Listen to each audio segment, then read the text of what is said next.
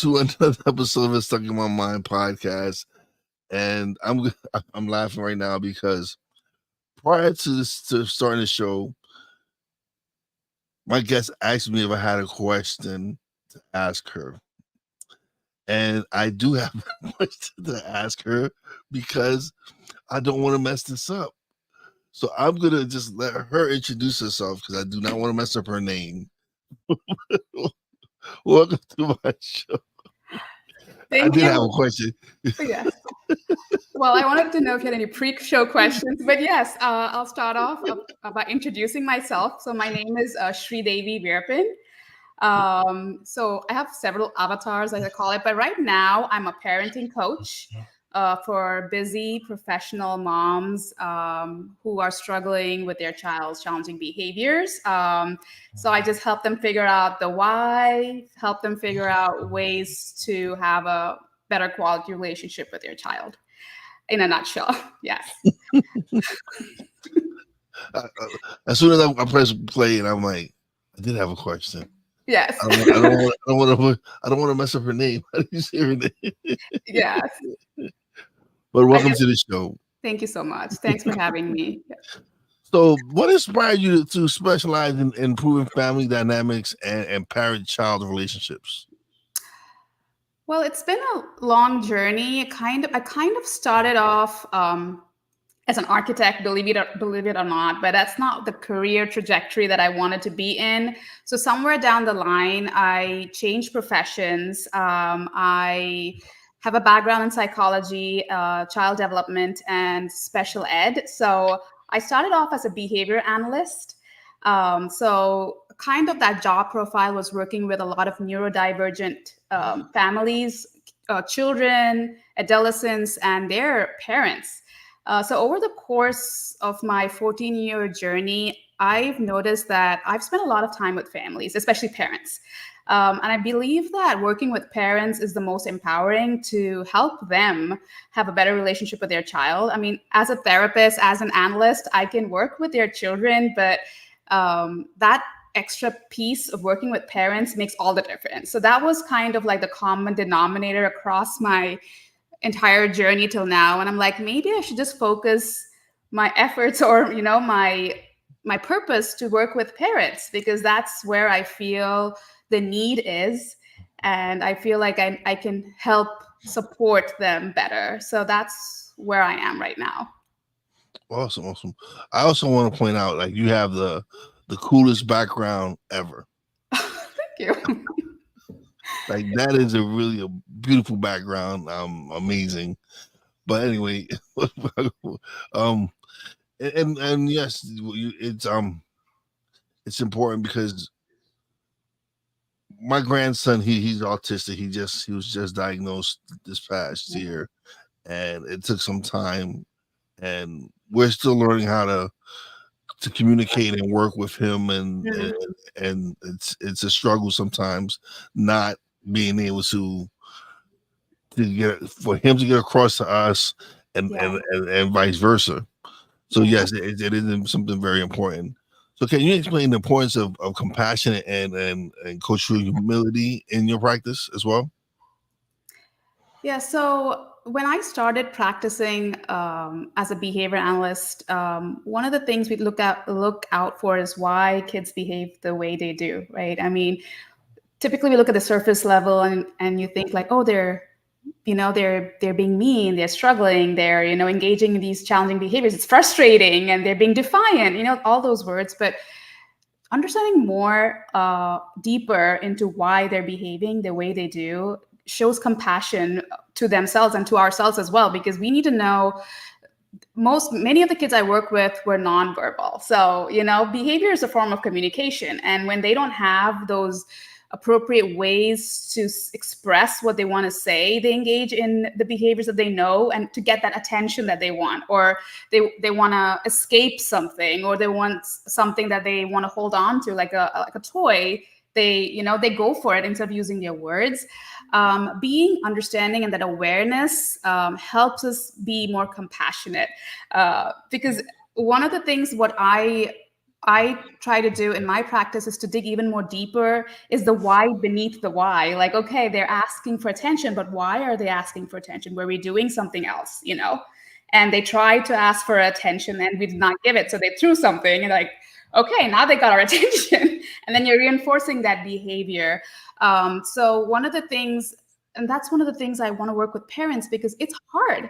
It's hard, even having a typical child, being a parent of a typical child, it's hard just to have a relationship. And then if you have a kid that's having an extra layer and an extra need of supports, it's much harder. So I always look at parents. I'm a parent as well, so I'm compassionate, and I get what parents are going through and their frustrations. And honestly, we're all trying to do the best we can. So I never go and tell a parent like you should be doing A, B, and C, because that's not how we approach things. Because every child is so different.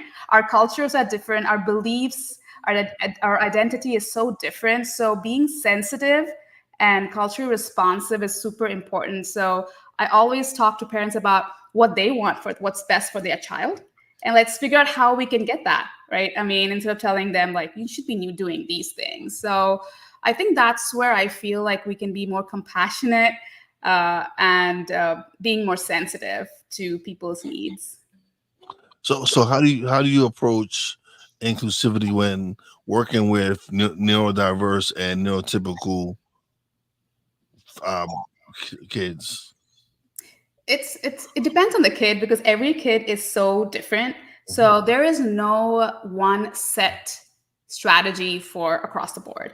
Like every child has a different approach. So even a neurotypical kid, I work with twice gifted kids, or like twice exceptional kids, and just who have challenging behaviors as well.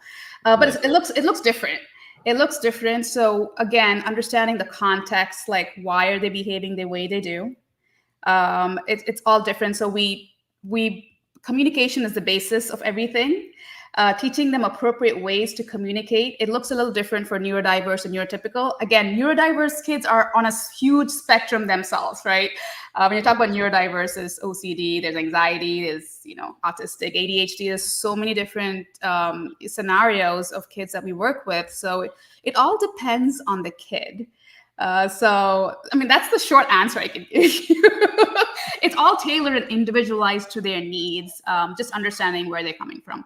What are some what are some common challenges parents face when addressing their children's behavior? Some of the common challenges I think are the way people, like parents, come to me saying, fix my child, right? Like they say, hey, my child's engaging in challenging behaviors, fix it. But some of the things that just in creating an awareness, like when somebody responds to you, it's because the way we respond to them, right? If the way we respond to them kind of promotes the way they respond back to us. So that's something parents have a challenge understanding. Like, oh, it's something that I need to work on myself as well as a parent, on the way how I respond. So some of the things that I hit like a roadblock is the fixed mindset of parents. Like, this is how I was raised as a parent. I was raised as a child, excuse me, sorry. So I want my child to do the same things. I mean, their rules, these are my rules, and I want them to follow it, right? And sometimes it doesn't work that way. And just having that growth, like flexible thinking, that's one of the things I promote, like being more flexible in your thinking.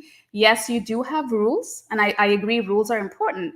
But if you see a constant pattern of it not working, and you and your child are constantly butting heads with each other, it's not a workable behavior.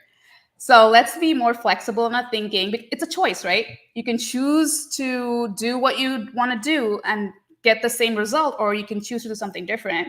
Again, it's a choice. So that's where I usually face the obstacles with parents, is that fixed mindset of what they want for their child.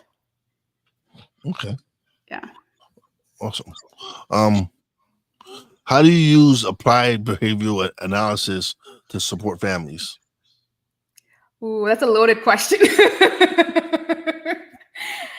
Yeah, applied behavior analysis. So the science behind applied behavior analysis is, I'm just going to make it into a very simple process. We call it the the antecedent, the behavior, and the consequence. So what happened before the behavior? So for example, this is based, I'm breaking it down very simplistic. There's more to it, but this is a simple way. Is, say, for example, you gave your child a math homework or a math worksheet. Okay, that's the antecedent. And then your child screams and throws the paper away. That's the behavior. And the consequence is mom's like, fine, you know what? You don't have to do your math homework. So see what happened there? So the child escaped from doing the work. And the consequence was he got away from doing it. So what's going to happen the next time? He's like, I just have to just scream or throw the sheet and mom's going to let me get away scot-free from doing the homework, right? So what can you do instead? So as a behavior analyst, we come up with like what we call as a behavior intervention plan. We find out what we call like technically it's called a function analysis. Why is the child behaving that way? Right? I mean, is the math, then we can analyze, is the math sheet too hard? Is it because he's escaping from it? We figured that piece out. So if he's escaping from it, what can we do instead? Could we break it down into small pieces? Or could we give some kind of reinforcer? Like first you need to do your math homework, then maybe you could watch your favorite show. So motivation. So there's so many different pieces that we can help. Once you figure out the why a child is behaving, there are so many different ways to figure out to build motivations, because we have to work on motivation and provide choices. That's the only way. And I tell parents this, like, we can only control our behavior. We can't control anyone else's behavior. And the only way we can change behavior is to help them work on motivation or give them choices. So that's basically the crux of ABA. It's a very science, evidence-based system. There's a lot of research, and ABA is not for all kids, but there are certain populations that we work a lot with. Typically it's used for kids with autism, but now it's like expanded. There's so many areas that there's clinical applied behavior analysis. We use it across the board for different, environments and situations as well. Okay. Yeah. Can you describe how acceptance and commitment training benefits your clients? Oh yes, that's my cup of tea. That's my passionate piece. So acceptance and commitment therapy, or ACT as I call it, it's a process of increasing flexible thinking. Like when we talked about parents, about the piece of being, inflexible and having that fixed mindset. So what ACT does is it talks about interacting differently with your thoughts and feelings. So for example, if we have like a painful thought, like say our child is screaming and it causes discomfort in us, like what do we do when something is so painful and it causes discomfort? We want to push it away. We want it to go away as soon as possible. So we do whatever we can. We either yell at our child to get it to stop, or we walk away, or we give in, right? Typically, that's what we do. So what acceptance talks about is accepting that discomfort. Like, okay, I feel uncomfortable. This is causing me so much feeling in me, but I'm going to sit with that. I'm going to embrace that feeling, because honestly, if you push it away, I mean, there's so much experience to show that it keeps coming back. It's not going away anyway. It's going to constantly keep coming back. So what can you do instead? Accept those feelings, think about it, and then just let it be, let it go. Be in the present moment, be there, look at exactly what's happening. Being in the present moment is such a hard skill. And then what do you actually want for your child? We talk about values.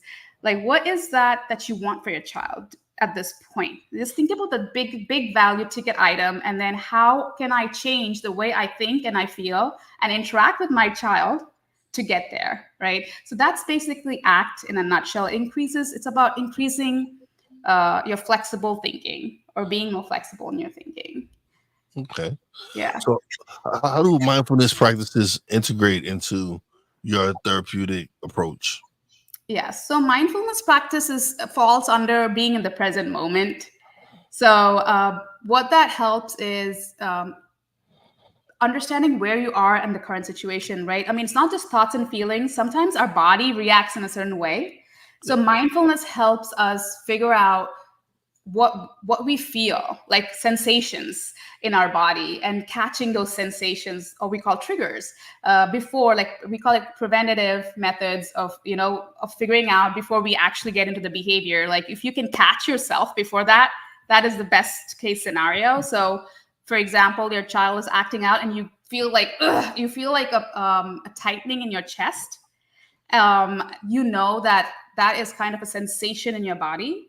So by doing mindfulness practices, like we do like body scan practices, which basically like you sit and then you think about, take deep breaths and you think about how does your head feel, how does your neck feel, how does your ears feel, what is the sensation. So we start being more aware of the different parts of your body at that present moment, and that kind of helps you when you're in a situation like, okay, I can feel those present feelings in my body, and that kind of helps me take a step back, reflect on the situation, and act, maybe respond differently.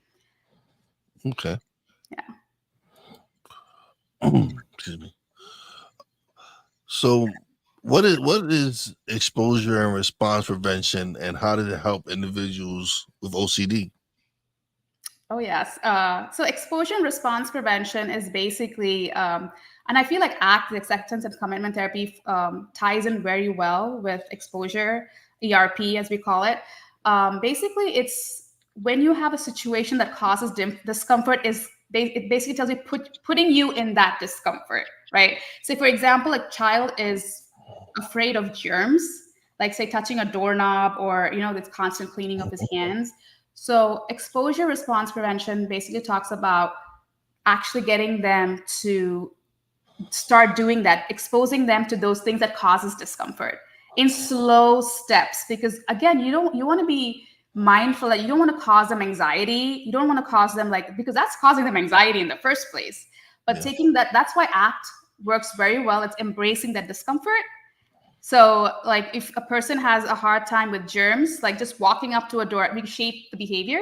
Like maybe walking up to the door could be a step, first step in touching the door, and then we kind of like touch the door for like a few seconds and then take your hands off, then touch the door for 10 seconds. So that's, you're exposing them to things that cause discomfort in small steps that does not cause them anxiety, using the principles of ACT into it.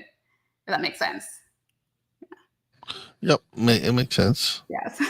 I'm trying to explain all these concepts as not as technically as not making it too technical. Yeah. Yeah, and as short as possible.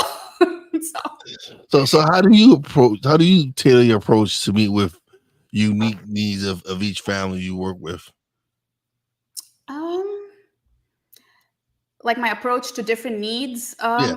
Yeah. So Or what how I do you tailor it? How is it that you go about tailor? Do you usually sit down with the family and Yes. So it depends if it's a child. For example, I do an initial consult with the parents. I do like a parent interview, and then depending on what the child has, what kind of diagnosis, I have different assessment forms. I have different intake things that the parent and the child fills out, which kind of gives me a basic idea of where the child is and what the needs are. And then I work with the child. I talk to the child, observe them. I ask what if the child is at an age that they can express what they need. We go through that. We have goal setting. We set goals like what are the three main goals, priorities, and then we set like progress goals. So we have a big goal, and then we break it down into like smaller goals, and then we work towards those goals. I also do like a behavior, like a intervention plan, so which has everything in it. So the informal assessments, the formal assessments, the observations. I collect data. It's very data driven. Like I have pre-assessment, post-assessment. Like this is what happened before the sessions and after the session. Say he's able to open the door. For example, if a kid is not able to, even go near a doorknob and hold it for 10 seconds, one of the goals is like he's able to open the doorknob now. And not wash his hands with a 20-second delay. He's able to not wash his hands right away, or not wash his hand more than like if he was washing his hand for an hour, now he's washing his hand for like 15 minutes. Like breaking it down into those kind of small measurable goals. And it's like I said, it's so individualized. So I don't have I've never had two kids with the same plans or goals. They're all so different. so can you share a story where your methods made a significant impact on a family? Sure. Let me see. I'm thinking of which one should I share. Um, I had a kid who had OCD. It's called they call it like the just right OCD. That he wants everything to be just right in his head, like it has to be perfect.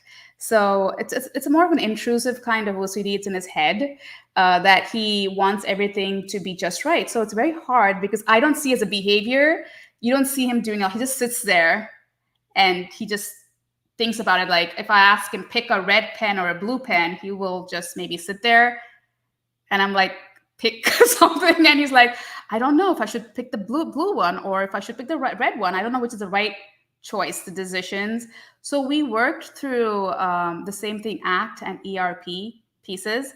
And then just like letting it go, like letting all the discomfort go. And he now is able to, he doesn't like, he still feels it, he feels the discomfort, but he's able to make the choice faster. He still takes time, more time than a typical kid. Before he used to take like say an hour to make a choice, now he takes less than 10 minutes to make a decision, which is great in his record because he was going late to school. He was not able to eat his food, so he's losing weight because he's missing lunch. He was not able to transition. So everything which took more than an hour now is 10 minutes or less, which I think is amazing. We're still working towards getting it lesser, but I feel like he's in a good spot. Like he's able to do it at a faster rate. So yeah, that's one of my favorite ones. Awesome, awesome. What are strategies that you recommend for managing stress and anxiety in family settings? What's that? Sorry, I didn't get that question. What strategies do you recommend for managing stress and anxiety in family settings? Same thing. I would use the ACT, acceptance and commitment therapy.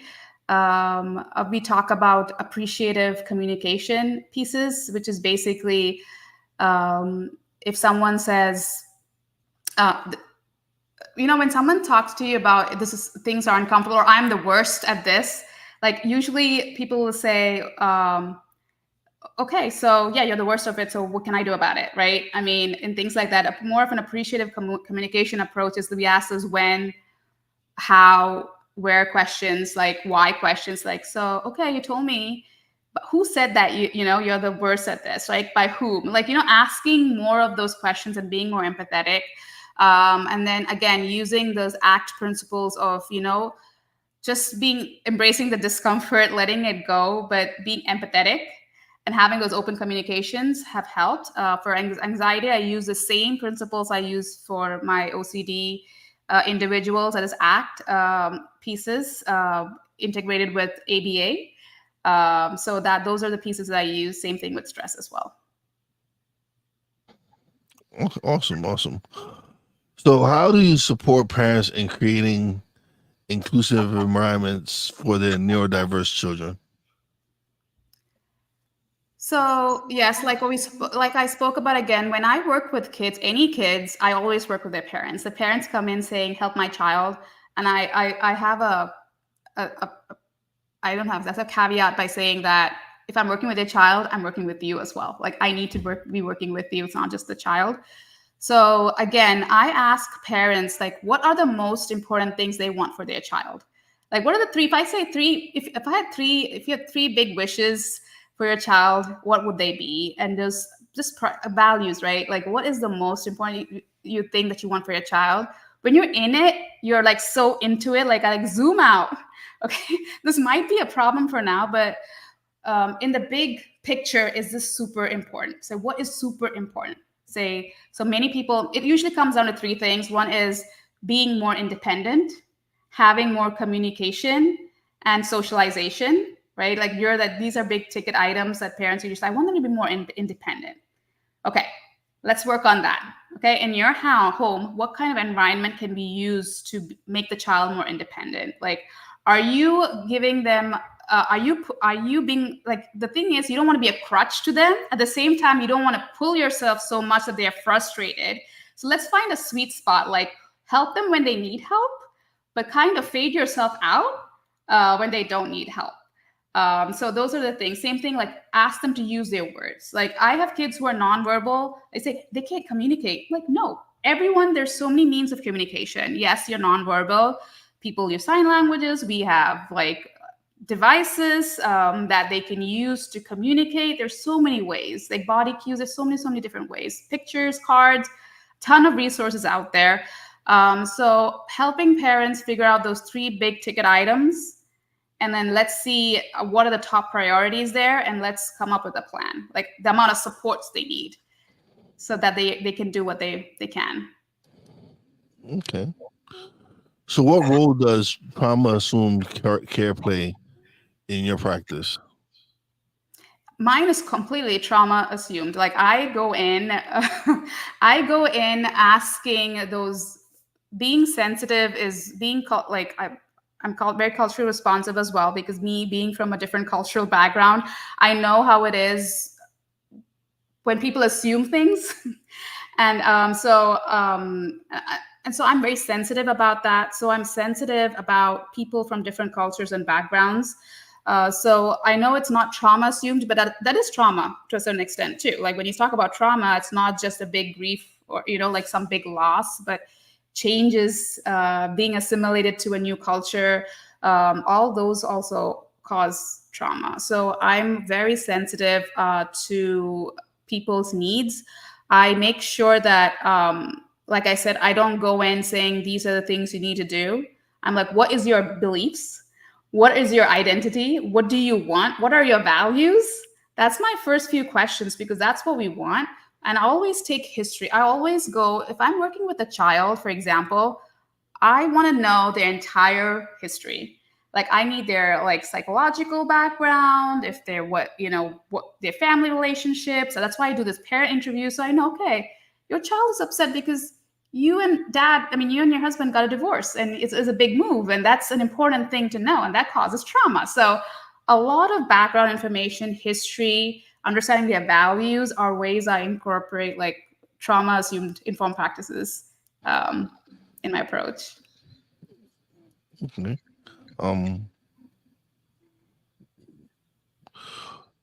Excuse me. How can parents strengthen their relationships with their children during challenging times? That's very hard. As a parent, I'm still working on that as well. I'm being honest here. I have two kids. Listen, this is what we're doing. This is what we're here for. Is to be honest and to Yes. and this life is not easy. It's not. It's not. It's hard when you're in the moment, when your child is engaging. I have a teenager and I have a 9-year-old, and they both have a different set of challenges. And it just sometimes I'm like, what? I know all these strategies, but for a second I'm like, what is going on? Why is like it's frustrating, and I sometimes do yell. I got a question for you. I do got a question for yes. you. So, like, have you tried like when you're working with your kids? Yes. Have you tried to use the stuff that you've learned to see how it works with them, or yes. is it? I mean, practice what you preach, right? Yeah. Let me say I'm better with using those strategies with other kids and my kids, though, just because it's all about being objective, right? The problem with not the problem, but when you're working with your own child, you have your own, you're so subjective, right? You're a parent. It's hard. It's different. Emotions are different. Yes. It's compared to where if you're working with someone that is not your child. Yes. I'm not saying that you don't care for them, but it's a different feeling completely. Yeah, it is a different feeling completely. And then you have an obligation. You have like I have to help, a much more bigger responsibility to help. With my kids, like, did I ask you to pick this up so many times? And then I'm like, okay, let's stop. I do stop and take a step back. But one thing I've learned is being compassionate to myself. Like I don't get too hard on myself. Like when things, I'm like, I go back and like, I should have handled the situation better. Like I tell my clients and my other families, like, this is the way you should be doing it. And and I go and do the exact opposite. And I feel bad. I'm like, should I be helping parents? I'm not a great parent. I have those kind of thoughts and feelings, but I'm like, it's okay. It's okay. I did this. What have I learned from the situation? Let's not do it again. Instead of beating myself up. So that's one thing I've learned over the years, to be kind to myself. And in order to answer your question about challenging behaviors, sometimes I just leave that situation. Just recognizing how you're feeling at that moment. If you're at a 10, if I'm at a 10 in my feelings, I'm so upset and angry, that's not the time I want to talk to my child, right? Like, if you're talking to a child with challenging behaviors, you need to be at a 1. If I'm not at a 1, I'm like stepping away. I'm like, I'm not going to deal with this right now. Throw all your tantrums, finish it off, and then when I'm at a 1 or you're at a 1, we'll talk. So that's what I typically do at home. Again, when emotions are running super high, I feel like that's not the time to talk to anyone or have a conversation. So I guess we just let it go. Like, okay, what we can do is learn from that for future situations. Like, okay, this happened. I couldn't do anything about it. They were having a meltdown, but that's not the time to have a conversation, because they're up here. They're not going to listen to me. I'm up here. So it's going to be this fighting. So let's see what we can do differently next time. And I walk away, or let them just get it out of their system, and then approach it again later when we're both calm. Yeah. All right. So how do you balance evidence-based practices with individualized care in your sessions? So a lot of data collection. I know it sounds very scientific, but I believe I'm an empathetic person, and I have a high EQ, and I love talking to people and getting to know them. And I'm not sitting there with a notepad or doing graphs and things like that when I'm talking to parents. But I feel like there should be some kind of data. When I say data, some kind of evidence to show that there's a change in behavior for the positive, right? So that's one thing I truly believe in. I started off when I have my background in psychoanalysis. One of my backgrounds is developmental psychoanalysis. One thing I found was it was very subjective. So you're just talking to people, understanding what's going on in the subconscious. But I feel like, am I actually making a difference? Am I just taking money and they're just talking to each other? Is it working or not? But through ABA, and it's more evidence-based, and I love that it has ACT. ACT gives it that more human, empathetic, trauma-informed, assumed practices. But also, I'm like, okay, like I said, for the kid who was taking an hour, I have data to show like he was taking an hour to, transition or get started on something. Now he takes 10 minutes. So that's data, and that's evidence, right? So that's why I feel like I love using evidence-based practices. And it gives me comfort too. Like, I'm not just making things up, right? There's research to show that this has worked with hundreds of different people across different, and I'm like, okay, this has worked for others. So this could be something I'm comfortable using it with you. Because it's proven in the past that it has worked. So yes. What are some practical tips for parents to implement mindfulness in their daily lives? Yeah. Mindfulness is hard too, right? Mindfulness, as humans, we are so not, with all the social media stuff and everything, we are so not in the present moment. No. It's just hard. I mean, I find it hard too. Mindfulness is not something easy. I think it's easy, but it's not. It's super hard. Just sitting and not thinking about anything else, but being in the present is hard.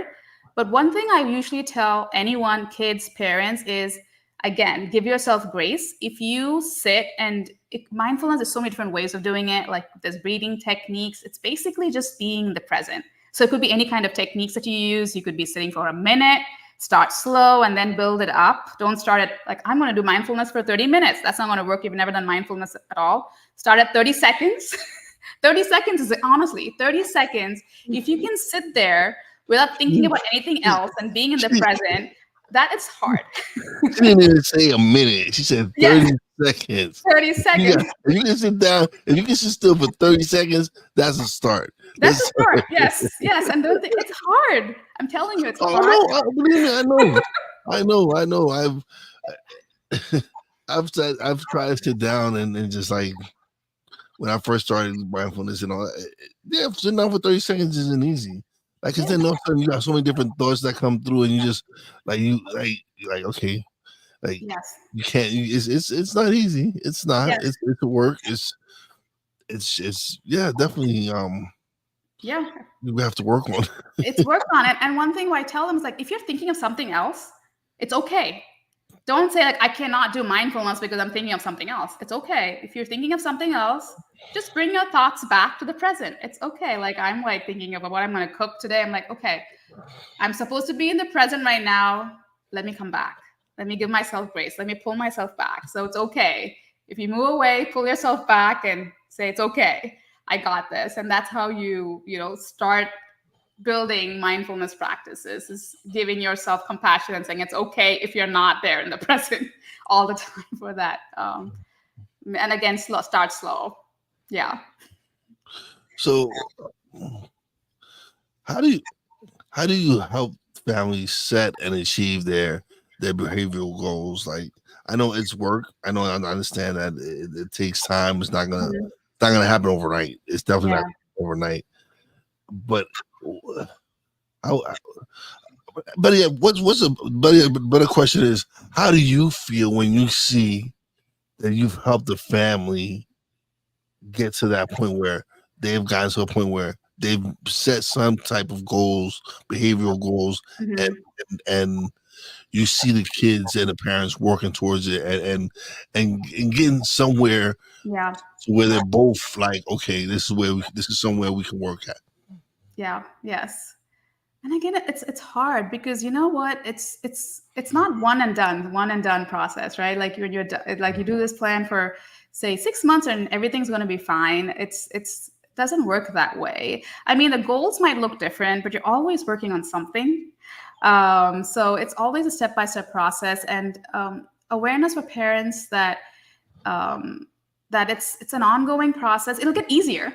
That's what I tell them. Like it gets easier, and your kids learn a lot, and they get more independence. But it's constant. Like we still have to help them in so many different areas. So you've achieved this goal. You've done it great. What's next? Like what else can we move you towards being more independent? Okay, you finished. Learn how to brush your teeth by yourself. That's amazing. Well, can you button your shirt by yourself now? Like things like that, like so it's constant learning. And again, what is important to you? Is there something like this doesn't matter in the big picture? Let's not work on those things. Why waste our time? Things that are meaningful for you and meaningful for your child, let's just focus on those pieces. This goal setting never ends. There's always something. We're always working on something, but it gets easier over time. Yeah. Awesome. Yeah, Yeah. awesome. So what is your vision for the future of inclusive and compassionate behavioral therapy?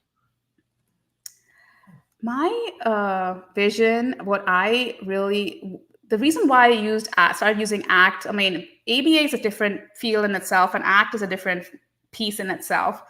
I would like more like behavior analysts or to use more ACT and trauma informed practices in their in applied behavior analysis, because the way applied behavior analysis works, it's like I said, it's very scientific. And people are very compassionate. They use trauma assumed practices, but adding that extra element of understanding thoughts and feelings, not just looking at behavior, but there's so many thoughts and feelings, and integrating that into your practice. I think that is my vision. Like, I feel like that should be like a universal thing in ABA too, having that piece. It's getting there. I worked with so many wonderful people, and that's how I learned to use this kind of practice, is because everything is our thoughts and feelings. Like we can't get stuck just looking at behaviors and just saying, that they're behaving because they didn't get what they want. Okay, but they're all humans too. They have thoughts and feelings too. They're not able to express it in the way we can, and we use it too. We need it too as adults. As I use it all the time for myself, embracing discomfort, embracing, not pushing it away. And like, I'm not going to do it because I can. It's uncomfortable. I'm like, okay, it's uncomfortable, but I'm still going to do it because I want something that's super important for me. So I'm going to keep doing it. So I feel like just having the more trauma informed practice, being more compassionate, using ACT are great strategies, and I wish, yeah, I would love that to be a part of the behavior analysis process as well. Awesome, awesome. This has been a wonderful conversation. It's been great. But now it's come to this part of the show where you get the solo screen and you get to plug away and let everybody know where they can find you, your websites, where to get the book, everything. Okay. Do you want me to talk about it or do you want me to type it out? Talk about it. Talk about okay. So so I'm so bad at promoting myself, but I'll give that. Everything else it will be in the descriptions and stuff like that. Send me the links and everything, and I'll put it in the descriptions. Yeah. So apart from being a behavior analyst, I have my own website, and I'll send you the link. It's called beingullc.com. I also have my own podcast. It's called The SV Show: Her Story in the Making. It's about a show for women who have overcome challenges and they're doing things that they love, mostly moms. And that's one thing. And the other piece is it's been a couple of months. I published my first book. It's called Who and I, Feeling Sad, and it's a story based on the principles of ACT. So those are a couple of things that I've done. And also for new parents or parents who are struggling with their child's behaviors, I have a free 8 evidence-based strategies that I've used across for many of my parents that I worked with, and I'm willing to share that for free as well. And I'll share that link with you. Awesome, man. Yeah. Thank you for being a wonderful guest. Had a great time. Thank you, Will. This is wonderful. Yeah. Oh man. Yeah, I'll put the link to your podcast, everything, to the book, everything. I appreciate you being a guest. I'm glad you were able to, like I said, when I saw it, I was like, somebody new for. I was like, okay, because you just scheduled this recently. Yes, I'm just so lucky. I guess I'm so happy to be here. So thank you for squeezing me in. I was like, I'm like, man, I've been booked. I'm booked into November. She got into a nice slot. Wow. But no, I've been blessed to be able to have so many great conversations and to have so many wonderful people.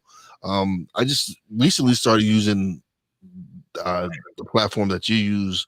A lot of my guests come from Podmatch as well, but I started using their platform, and I've been getting some excellent guests. So thank you for stopping by. It's just been awesome. This has been great. I appreciate you stopping by. And again, you have that background is amazing. Thank you. Who did you design that or design? This the background in itself. Like, did you get the? Oh, there's those map at the back. Yeah. No, I wish. Those are just store bought. Did you decorate the room? You at least decorated the room. Yeah, I decorated the room. This is I share this space with my husband. So so yeah, it's that's why it's all. I would go with more color, but since we're both using it, we went with a very neutral tone. It worked out that way. So yeah. But thank you so much for being a guest. Don't leave just yet. Let me close out the show. We'll chat a little bit off the air, but thank you for being such a wonderful guest. Thank you so much, Will. All right, another great show in the books. As always, I love everyone who tunes in, leaves a comment. If you're catching the replay, thank you. Please, if you haven't subscribed and shared, please do. Every click helps. Thank you to my Real Wise fan, Poppy J, Brandy J. Love you guys. Shout out to the boss lady. You've been really patient with me recently, especially with everything we're going through. And as always, a big shout out to all the essential workers out there. God bless y'all. Be safe. You know how your boy Wise does it. Peace out.